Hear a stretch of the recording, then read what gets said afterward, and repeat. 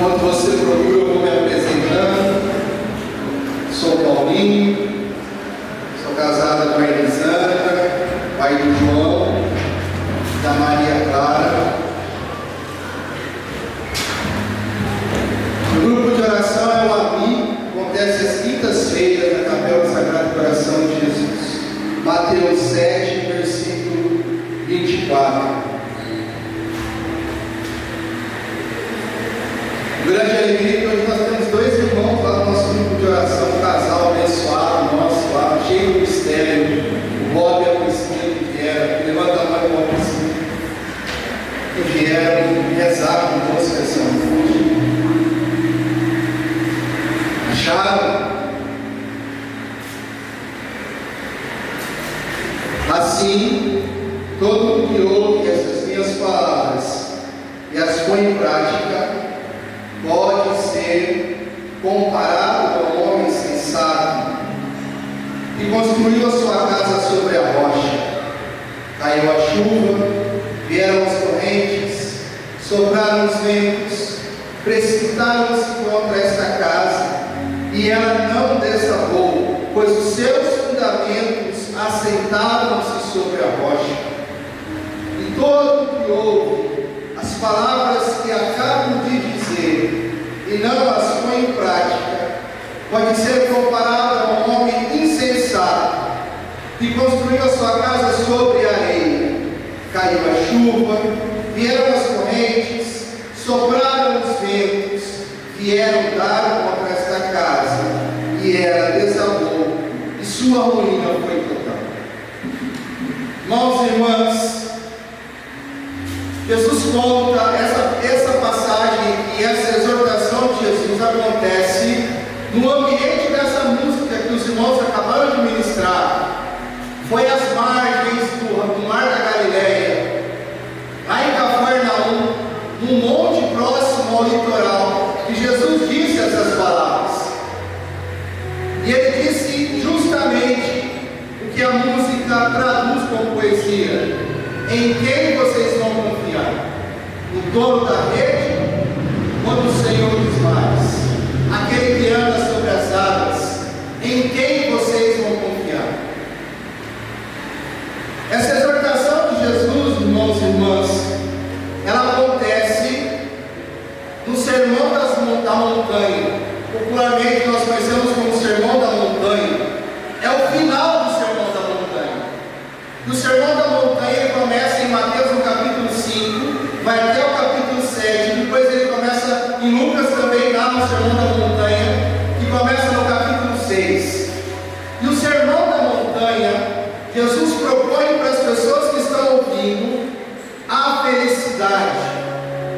Jesus propõe que eles troquem tudo aquilo que eles tinham aprendido, tudo que eles viveram no judaísmo, tudo que eles viveram com os pensamentos da carne do mundo, porque não tinha só judeus ouvindo o Sermão das Montanhas, tinham pessoas, tinham pagãos, tinham pessoas de todas as regiões ali perto do litoral, e eles vieram ouvir Jesus. E no Sermão da Montanha ele fala para as pessoas que estão ouvindo, e hoje fala para nós: vocês querem trocar o que vocês viveram pela felicidade? É por isso que ele começa: bem-aventurado, bem-aventurado esse, bem-aventurado aquele. A palavra bem-aventurança significa felicidade. Na minha tradução em Mateus é bem-aventurança, em Lucas é felizes. Felizes os pobres, bem-aventurados os pobres, é sinônimo. Hoje nosso Senhor, Deus da aliança, Ele, o sumo sacerdote, Jesus Cristo, aquele que abriu os céus, o Rei da glória, também vem propor para nós essa noite: vocês querem a felicidade? Vocês querem ser bem-aventurados? Quem aqui quer ser feliz? Levanta a mão. Pode abaixar. Quem aqui quer perder um dedo? Quem aqui quer ser queimado com aqueles ferros de marca-boi? Levanta a mão quem quer.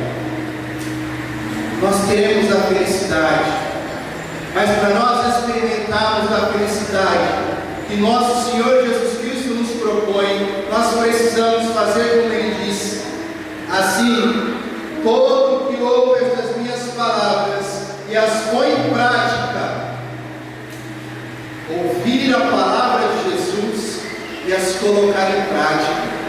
É como um homem que construiu a sua casa sobre a rocha, escavou e pôs o alicerce da casa na rocha.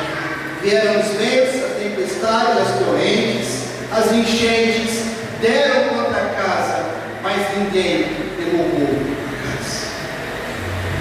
Quais foram essas palavras que Jesus disse no Sermão da Montanha? Que palavra ele está dizendo?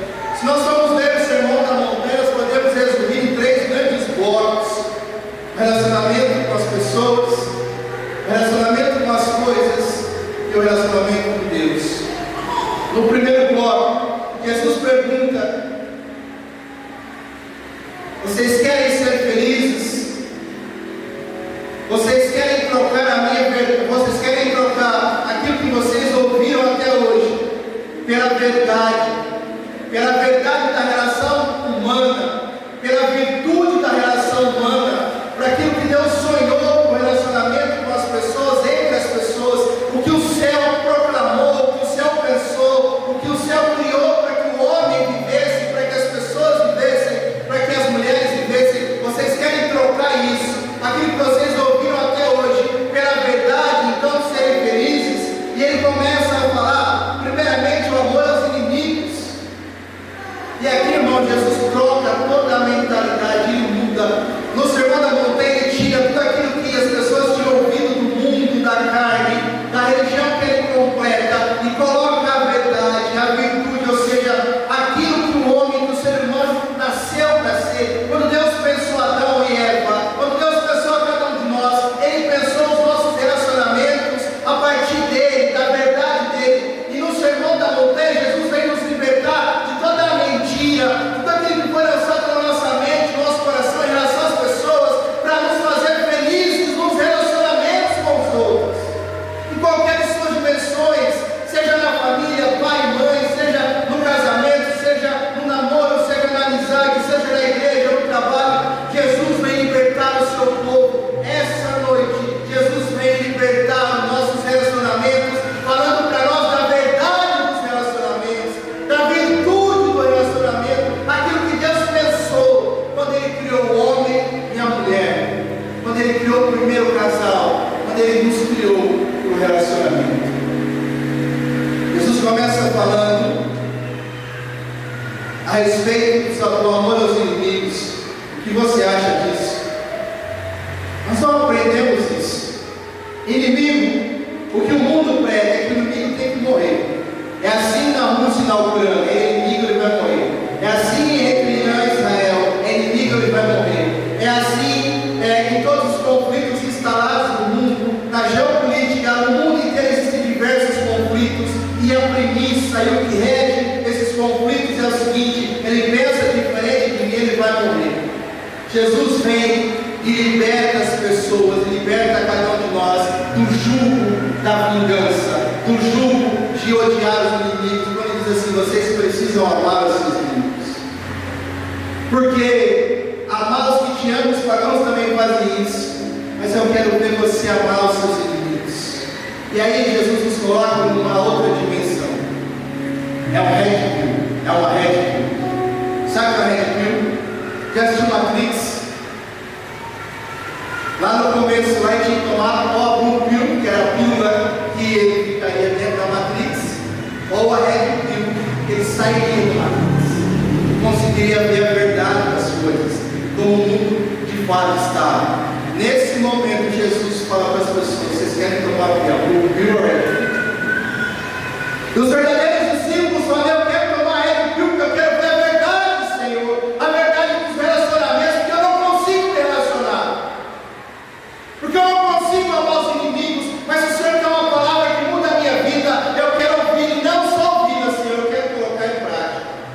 E ele fala assim para nós: o amor não é o sentimento, o amor não é você se experimentar uma experiência agradável na presença da pessoa. O amor é fazer pelo outro o que não merece, aquilo que ele não pode fazer, sem esperar nada do outro. Foi assim que Deus pensou. É assim que Ele quer que aconteça. Construir a casa sobre a rocha, os relacionamentos, amar até os inimigos.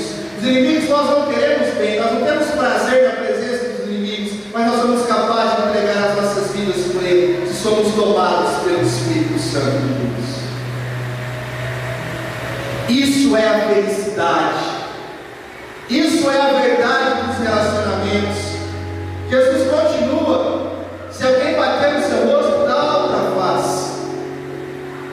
Ele vai quebrando o jugo da vingança, ele vai quebrando o jugo da reação da carne, ele vai quebrando o jugo da tentação do demônio, que falava: não, olho por olho, dente por dente, você tem que matar. Se alguém fez isso com você, faça a mesma coisa. Ele fala: não é assim, não foi assim que o Pai pensou, não é assim que vocês vão viver. Eu tenho a felicidade para vocês. E se alguém bater no teu rosto de um lado, você dá outra face.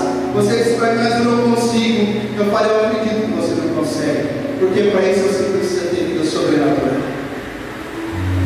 O Sermão da Montanha, Jesus falou assim: eu vim trazer para vocês a vida sobrenatural.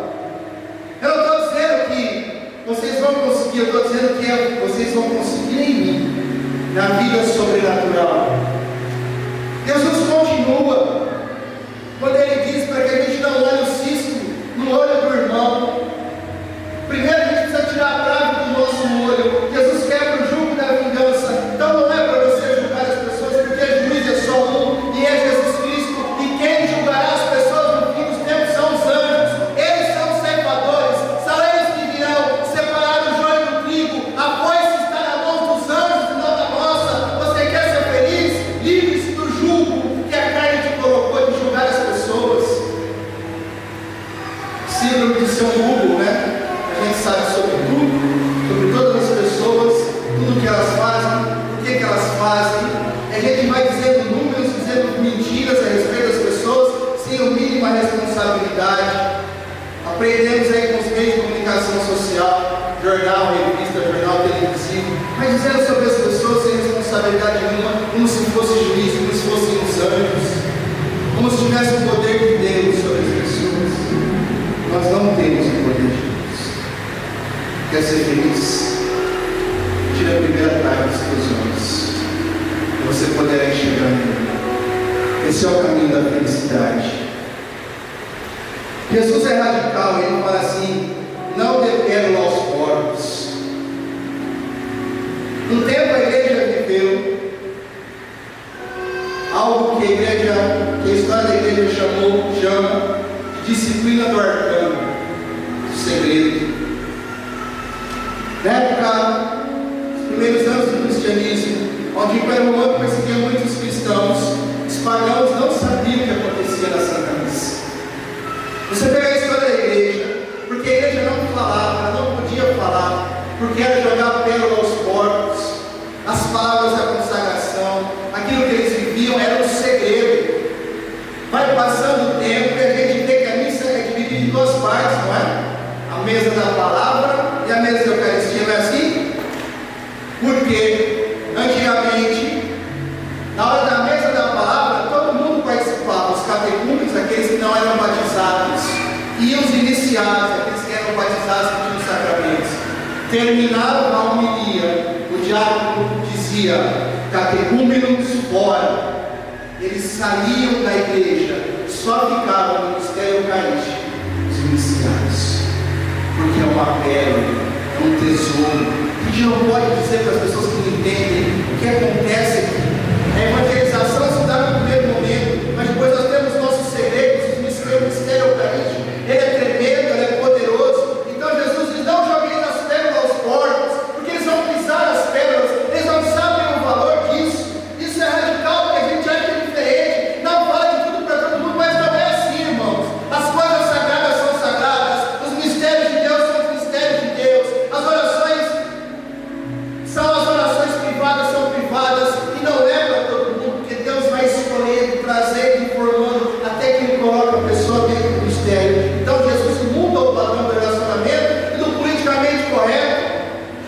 Não é assim. O que é para um é para um, o que é para outro é para outro. Que nós não sejamos os porcos, que não sabem dar valor às coisas sagradas.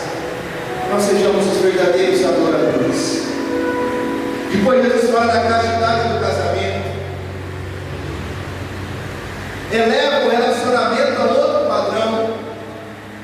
fala do adultério, que a gente não pode dispensar as pessoas como eles faziam com uma carta. Nós casamos para a vida inteira,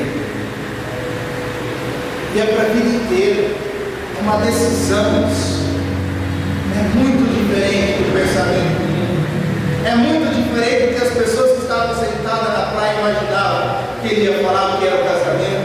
Talvez seja muito diferente do que nós estamos pensando em relação às pessoas. Muda o padrão.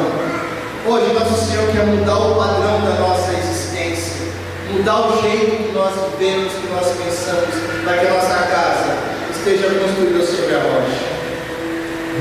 Em segundo momento, Jesus prega a verdade em relação aos bens e diz como nós devemos nos relacionar com as coisas criadas. Ele diz: porque vocês estão se preocupando com tanta coisa? Olha os pássaros do céu, olha os lírios do campo. Os pássaros não têm celeiros, os lírios não fazem as suas roupas, no entanto nem Salomão no seu esplendor se vestiu como um deles.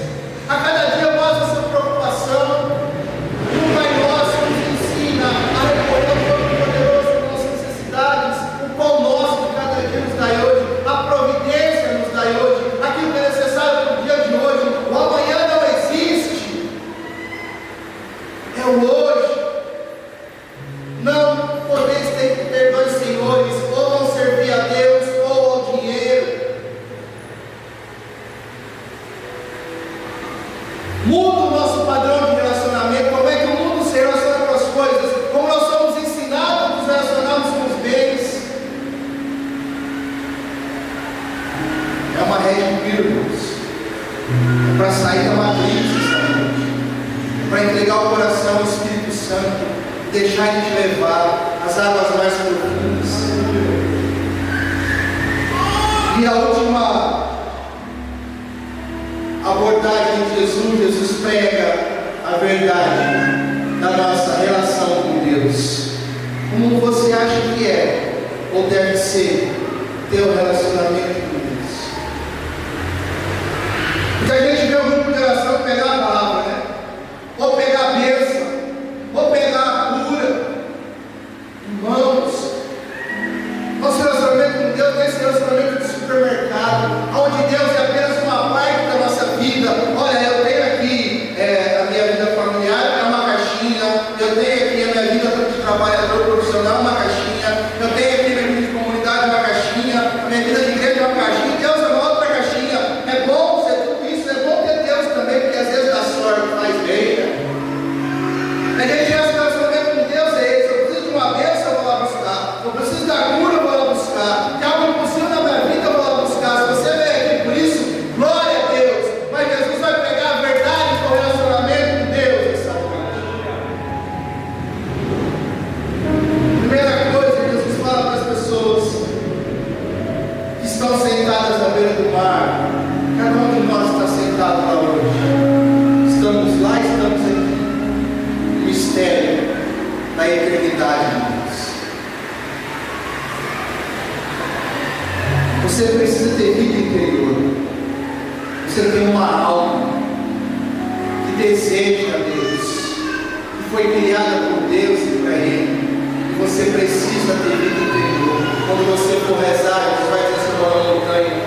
Não fazer como os hipócritas que ficam pelas praças gritando. Entrar em nosso quarto, colocar a porta e falar ao seu Pai que te ouve no segredo. Vida interior. Os vídeos curtos, irmãos e irmãs, se eles não servem de propaganda, eles nos alienam. Por quê? A gente não consegue mais ter um pensamento muito comprido. Vou explicar. Você fica vendo vídeo curto, o seu cérebro é treinado só para as coisas curtas. Aí você fica condicionado a entender só frases curtas, só coisas curtas. Se a gente fala uma frase que tem 3 linhas, você precisa pegar e juntar o começo com o fim da frase, o seu cérebro não consegue mais, porque ele está viciado em coisas curtas, e isso é vida superficial. Você precisa pegar o livro de Santo Agostinho e conseguir pelo menos 3 parágrafos e entender, porque isso é vida interior. Deus te fez para as profundidades, Deus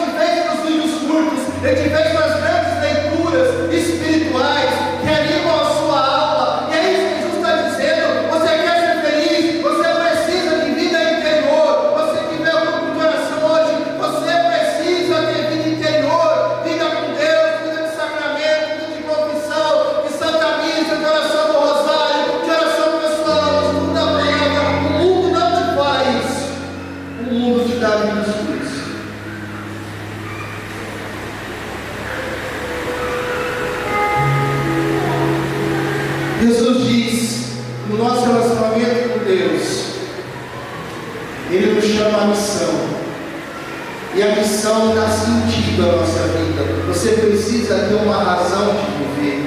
E a razão de viver está aqui. Jesus disse assim: vocês são sal da terra e luz do mundo. O sal serve para dar sabor. Você provoca amargura na vida das pessoas ou dá sabor na vida das pessoas? Você é trevas na vida das pessoas ou você é luz que ilumina na vida das pessoas? Pensa na tua casa quando você chega. As pessoas se alegram e falam: chegou a desgraça aí.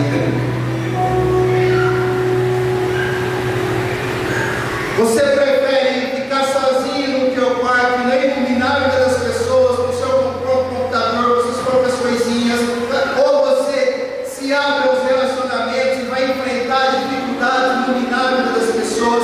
Você é chamado a iluminar a vida das pessoas, irmãos e irmãs. Você que está sentado aí no fundo, veio pela primeira vez. Se você não sabia disso, sabe que você está à beira do mar da Galileia, perto de um monte, onde Jesus está dizendo que Ele te chama, e te chama para dar sabor à vida das pessoas. Você que é pai e mãe, você precisa dar sabor à vida dos seus filhos. Eles precisam se alegrar na sua presença, dar gosto na vida dos seus filhos.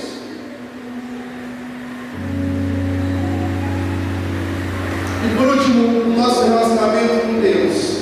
Jesus ensina o Pai Nosso aos discípulos que estavam sentados. Quando fores orar, dizer: Pai Nosso que estais no céu, e é que muda tudo, santificado seja o vosso nome. A busca pela santidade, pela glória de Deus. Vivemos para a glória de Deus. Nossa vida precisa dar glórias a Deus. A tua vida precisa ser um outdoor que anuncia assim: Deus seja louvado. As pessoas precisam olhar para a sua vida e dizerem: glória a Deus. Olha a obra que o Espírito Santo fez na vida desse irmão. Olha a obra que o Espírito Santo está fazendo na vida desse irmão. O Bob chegou para mim quando eu cheguei e falou: nossa, eu não sabia que tinha isso aqui. Glória a Deus. É o esforço, é o suor dos irmãos, é a luta, são as dívidas que eles fizeram para atender o chamado de Deus, para poder anunciar o Evangelho, para seguir Jesus Cristo. Então, é uma vida que dá glória a Deus. E a tua vida precisa também dar glória a Deus. Que os homens vejam as vossas boas obras e glorifiquem ao Pai que está no céu. Santificado seja o teu nome, Pai. Eu não vim aqui porque Deus é um acessório na minha vida. Nós não estamos aqui simplesmente porque nós queremos a bênção, ou a fama, ou o sucesso, ou os views. Nós estamos aqui porque Deus, nós só existimos em Deus. Ele que sustenta todo ser. Ele que tem tudo em suas mãos. É o Senhor, é o Alfa e o Ômega, o princípio e o fim de todas as coisas. Por Ele todas as coisas foram criadas para a sua glória. É por Ele, nós estamos nele, com Ele. Ele nos chama, Ele nos atrai. Santificado seja o teu nome, Deus. Viemos para te adorar, viemos para prostrar a nossa vida, colocar nossos lábios por terra e dizer: Deus, tu és grande e poderoso. És o Senhor de todas as coisas, Criador de tudo, das coisas visíveis e invisíveis. Eu te adoro, Pai. Jesus, tu és o Senhor de todas as coisas, Senhor da minha vida. Tudo, tudo, tudo, do começo ao fim da existência do homem, foi colocado aos cabelos dos pés de nosso Senhor Jesus Cristo, e Ele reina sobre todas as coisas. Aleluia. É por isso que nós estamos aqui. Quando você vem para o grupo, saiba disso, irmão e irmã. E quando você adora, e quando você se coloca na presença do Todo-Poderoso, quando você entra na sala do trono para adorar, irmão e irmã, todas as coisas acontecem na sua vida do jeito que Deus sempre sonhou. Se Ele quiser te curar, Ele te cura, porque Deus tem poder para isso. Se Ele quiser te providenciar o que você precisar, Ele providencia, porque Ele é o Senhor de todas as coisas. Isso é construir a casa sobre a rocha. Sabe por quê, irmãos e irmãs? porque virão as enchentes, e que venham as enchentes em nome de Jesus. Porque as enchentes, as correntes, os ventos fortalecem a igreja.